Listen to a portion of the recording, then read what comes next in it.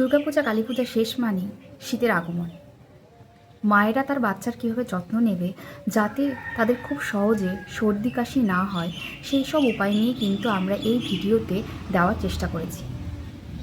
আশা করি ধৈর্য সহকারে যদি আপনারা ভিডিওটা ভালো করে দেখেন তাহলে সমস্ত রকমের কনফিউশন কিন্তু দূর হয়ে যাবে। তাহলে দেরি না করে প্রথমেই আমরা যে ব্যাপার নিয়ে আলোচনা করব সেটা হচ্ছে ক্লদিং। শীতকাল আসা মানে বাবা মাদের মনে চিন্তা হয়ে যায় আমাদের খুব ঠান্ডা লাগছে মানে বাচ্চার আরও ঠান্ডা লাগছে। বাট এটা একদমই ভুল ধারণা। বাচ্চার টেম্পারেচার বা তাপমাত্রা কিন্তু আমাদের দেহের টেম্পারেচারের থেকে অনেক বেশি হয়। সেই জন্য ক্লদিং লেয়ারিং কিন্তু খুবই ইম্পর্ট্যান্ট। এই ব্যাপারে কোন কোন দিকগুলো নজর রাখতে হবে সেই ব্যাপারে কিন্তু আমরা আলোচনা করব। বাচ্চাকে কিন্তু একদমই ওভার লেয়ারিং করাবেন না। বাচ্চাকে যা পরাবেন, আপনি যা পরবেন তার থেকে এক লেয়ার কম পরাবেন। বাচ্চাকে সোয়েটার পরানোর আগে অবশ্যই সুতির জামা পরান বা বলতে পারেন পিওর কটনের ড্রেস পরান, তার উপরেই কিন্তু সোয়েটার পরাবেন। ডাইরেক্ট যদি উলের সোয়েটার পরানো হয় তাহলে বাচ্চার ত্বক এতই নরম থাকে যে তাদের হিট র্যাশ হয়ে যেতে পারে বা ইরিটেশন হতে পারে। সেই জন্য সব সময় সুতির জামা পরিয়ে কিন্তু তার উপরে উলেন সোয়েটার বা যে কোনো সোয়েটার পরা। তৃতীয়ত, বারবার করে চেক করবেন যে বাচ্চা ঘেমে যাচ্ছে কি না। বাচ্চা যদি ঘেমে যায় তাহলে সাথে সাথে একটা লেয়ার জামা কিন্তু কমিয়ে দেবেন এবং সাথে সাথে তার ঘামটা মুছিয়ে দেবেন। এইসব যদি করে থাকেন তাহলে বাচ্চা কিন্তু খুব সহজে সর্দি কাশি হওয়ার সম্ভাবনা, সেটা হচ্ছে বাথিং মানে স্নান করানো। প্রথমত, বাচ্চাকে লিউক ওয়ার্ম ওয়াটার মানে না ঠান্ডা না বেশি গরম, মানে উষ্ণ জল দিয়ে স্নান করাবেন। দ্বিতীয়ত, বাচ্চাকে যখন স্নান করাবেন তার আগে হাতের কোনোই দিয়ে আপনি জলটাকে চেক করে নেবেন যে বেশি গরম বা বেশি ঠান্ডা আছে কি না।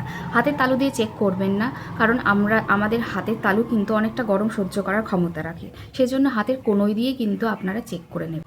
তৃতীয়ত, বাচ্চা যদি খুবই ছোট হয়, মানে ধরুন কয়েক মাসের বাচ্চা, 6 বা 7 মাসের নিচের বাচ্চা হলে তাকে কয়েকদিন স্নান করাতে পারেন আর কয়েকদিন গা স্পাঞ্জ করাতে পারেন, বা খুবই যদি ঠান্ডা পড়ে তাহলেও কিন্তু এই জিনিসটা করাতে পারেন। চতুর্থ, যেটা মোস্ট ইম্পর্ট্যান্ট পয়েন্ট, সেটা হচ্ছে বাচ্চাকে স্নান করানোর সময় অবশ্যই ঘরের দরজা জানালা বন্ধ করে স্নান করাবেন, যাতে বাচ্চার গায়ে ডাইরেক্ট ঠান্ডা হাওয়া বাতাস না লাগে। ঠান্ডা হাওয়া বাতাস লাগলে কিন্তু বাচ্চার খুব সহজে সর্দি কাশি হওয়ার সম্ভাবনা। যে পয়েন্টটা নিয়ে আলোচনা করব সেটা হচ্ছে অয়েলিং। মানে বিশেষ করে শীতকালে বাচ্চাকে স্নান করানোর আগে বা শোয়ানোর আগে তেল মালিশ করলে কিন্তু খুবই ভালো, যদি সেই তেলটা খাঁটি ঘানির সর্ষের তেল হয়। বাজার থেকে যে কোনো কিনে আনা সর্ষের তেল একদমই কিন্তু বাচ্চাকে দেবেন না। ঘানির খাঁটি সর্ষের তেল যদি দিয়ে মালিশ করেন তাহলে কিন্তু আপনি উপকার পাবেন। দ্বিতীয়ত যে বিষয়টা খেয়াল রাখবেন সেটা হচ্ছে তেল দেওয়ার সাথে সাথে কিন্তু বাচ্চাকে স্নান করাবেন না, কিছুক্ষণ ওয়েট করিয়ে তারপরে বাচ্চাকে কিন্তু স্নান করাবেন। এই ঘাটি সর্ষের তেল যদি না পেয়ে থাকেন তাহলে কিন্তু আপনারা পিওর ভার্জিন অলিভ অয়েলও কিন্তু ইউজ করতে। আর 4 নাম্বার পয়েন্ট, যেটা হচ্ছে খুবই ইম্পর্টেন্ট, সেটা হচ্ছে বাচ্চাকে অবশ্যই যে কোনো তেল দেওয়ার আগে আপনারা চেক করে নেবেন যে বাচ্চার সেটা থেকে ইরিটেশন বা র্যাশ হচ্ছে কি না। তার জন্য আপনারা বাচ্চার পায়ে একটু তেল লাগিয়ে দেখবেন যে বাচ্চার পায়ে কোনো র্যাশ বা ইরিটেশন হচ্ছে কি না, তারপরে কিন্তু সেই তেল ইউজ করবেন, না হলে কিন্তু তেল একদমই দেবেন না। লাস্ট এটাই বলবো যে একদমই যদি ছোট বাচ্চা হয়, ধরুন 5 বা 6 মাসের নিচে, তাহলে কিন্তু বাচ্চাকে তেল মাখানোর কোনো দরকার নেই। তেল মাখানোর আগে অবশ্যই আপনার ডাক্তারকে জিজ্ঞেস করেই তারপরে কিন্তু যে পয়েন্টটা নিয়ে আলোচনা করব সেটা হচ্ছে মোজা বা সক্স বা শুজ। মানে সদ্যজাত বাচ্চা থেকে 8 মাস পর্যন্ত বাচ্চারা যখন থাকবে তখন আপনারা চেষ্টা করবেন যাতে একদম গেঞ্জি কাপড়ের এই রকম মোজা যাতে তারা পরে, হাতে বা পায়ে পরাতে পারে, কিন্তু ডাইরেক্ট কোনো উলের কিন্তু মোজা পরাবেন না। বাচ্চাদের চামড়া খুবই পাতলা থাকে, ডাইরেক্ট উলের মোজা পরালে কিন্তু হিট র্যাশ ইরিটেশন এইসব হওয়ার সম্ভাবনা থাকবে। আর বাচ্চা যদি হাঁটাচলা করতে শিখে যাবে, মানে ধরুন 1 বছরের কাছাকাছি বাচ্চারা বা তার বেশি বাচ্চারা, তাদেরকে কিন্তু অবশ্যই শীতকালে যখন মেঝেতে হাঁটবে তখন জুতো বা মোজা পরিয়ে কিন্তু হাঁটবে, না হলে কিন্তু বাচ্চা খুব সহজ। 5 নাম্বার যে পয়েন্টটা নিয়ে আলোচনা করব সেটা হচ্ছে হ্যান্ড ওয়াশ এবং মাস্ক। মানে বাড়িতে যদি কারোর খুব সর্দি কাশি অলরেডি লেগে থাকে তাহলে কিন্তু তাদের কাছ থেকে বাচ্চাকে অবশ্যই দূরে রাখবেন, তারা যেন বাচ্চার কাছাকাছি না থাকে। আর যদি বিশেষ করে মায়ের যদি সর্দি কাশি হয়ে থাকে তাহলে অগত্যা বাচ্চা তো মায়ের কাছেই থাকবে। তাহলে আমি বলবো মা যেন অবশ্যই হ্যান্ড ওয়াশ করে মুখে মাস্ক নিয়ে তারপরেই যেন বাচ্চাকে ধরে। ডাইরেক্ট বাচ্চাকে ধরলে কিন্তু খুব সহজেই বাচ্চার কিন্তু সর্দি কাশি লেগে যাওয়ার সম্ভাবনা অনেকটাই থাকে। পাশাপাশি এটাও বলে রাখবো, যখনই বাইরে থেকে কেউ আসবে তখন বাচ্চাকে ধরার আগে কিন্তু অবশ্যই যেন হ্যান্ড ওয়াশ করেই তারপরে বাচ্চাকে ধরে। 6 নাম্বার পয়েন্টটা হলো ড্রিঙ্কিং ওয়াটার। মানে 6 মাসের পর থেকে কিন্তু বাচ্চারা জল খাওয়া স্টার্ট করে দেয়। তাই এই শীতে কিন্তু আপনার প্রথম কাজ হবে একটা ফ্লাক্স কিনে রাখা। জল ভালো করে ফুটিয়ে ফ্লাক্সের মধ্যে রেখে দিন এবং বাচ্চাকে যখনই জল খাওয়াতে যাবেন তার ফুটোনো জলের সাথে, মানে ফুটোনো ঠান্ডা যে জলটা থাকবে তার সাথে কিন্তু এই গরম জল মিশিয়ে কিন্তু জল খাবেন, তাতে বাচ্চার কিন্তু যে পয়েন্টটা নিয়ে আমরা আলোচনা করব সেটা ওভার ক্রাউডেড প্লেস। মানে হলো শীতকাল মানেই বিয়েবাড়ি, মানে ওভার ক্রাউডেড জায়গা, মানে খুব লোকজন ভর্তি।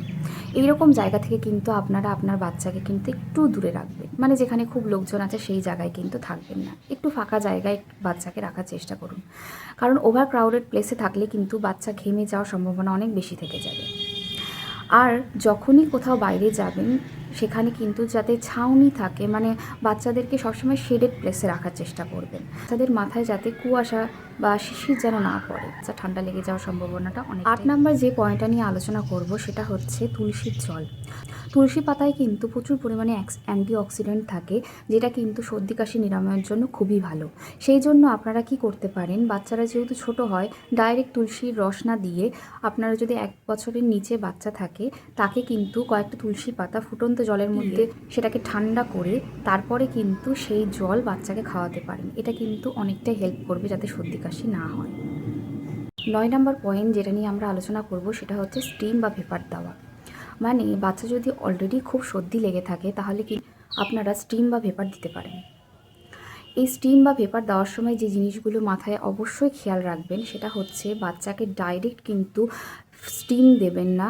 আর যদি আপনি জল ফুটিয়ে স্টিম দেওয়ার চেষ্টা করেন তাহলে কিন্তু অনেকটা ডিস্ট্যান্সে রেখেই তারপরে কিন্তু দেওয়ার চেষ্টা করবেন। নড়াচড়া করলে কিন্তু বাচ্চার অঘটন ঘটে যাওয়ার সম্ভাবনা অনেকটাই বেশি, সেই জন্য অনেক দূর থেকে কিন্তু স্টিম দেওয়ার চেষ্টা করবেন।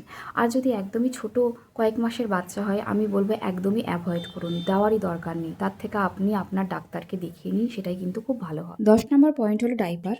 বাচ্চাদেরকে শীতকালে বেশিরভাগ সময় ডাইপার পরিয়ে রাখার চেষ্টা করবেন, কারণ ভেজা প্যান্টে যদি থাকে তাহলে ঠান্ডা লাগার সম্ভাবনাটা বেশি। ডাইপার পরানোর আগে অবশ্যই র্যাশ ক্রিম ব্যবহার করুন আর 2 থেকে 3 ঘন্টা পর পর কিন্তু ডাইপারটা চেঞ্জ করুন, নাহলে কিন্তু ইরিটেশন বা র্যাশ হওয়ার সম্ভাবনা বেড়ে যাবে। অবশেষে বলবো, যদি বাচ্চার খুবই সর্দি কাশি লেগে থাকে তাহলে কিন্তু ঘরোয়া এই উপায়গুলোর পাশাপাশি আপনি যথাসম্ভব তাড়াতাড়ি ডাক্তারকে দেখিয়ে নেবেন, তাতে বাচ্চা অনেক তাড়াতাড়ি সুস্থ হয়ে। আশা করি যদি ভিডিওটা ভালো লেগে থাকে তাহলে অবশ্যই মায়েদের সাথে শেয়ার করুন। আর যদি ভালো লেগে থাকে তাহলে অবশ্যই কমেন্ট বক্সে কমেন্ট করুন, কোনো প্রশ্ন থাকলে কমেন্ট বক্সে কমেন্ট করুন, আমি যথাসম্ভব প্রশ্নের উত্তর দেওয়ার চেষ্টা। আর যদি ভিডিওটা ভালো লেগে থাকে তাহলে অবশ্যই লাইক, কমেন্ট এবং আমার চ্যানেলকে সাবস্ক্রাইব অবশ্যই করে দিবেন এবং সবার সাথে শেয়ার করুন যাতে এই ভিডিওটা সবার কাছে পৌঁছায়। বলি সবাই ভালো থাকবেন, সুস্থ থাকবেন, সবাইকে ভালো